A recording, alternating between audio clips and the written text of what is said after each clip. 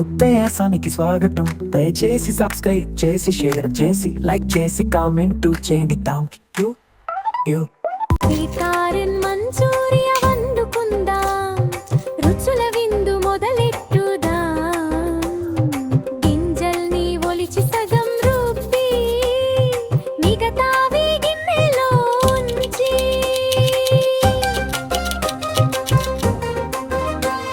Bread ముక్కలు మిక్సీలో వేసి పక్కన పెట్టు పొడిలా చేసి, అల్లం మిర్చి దంచి ముక్కగా సువాసన వెదజల్లి చక్కగా.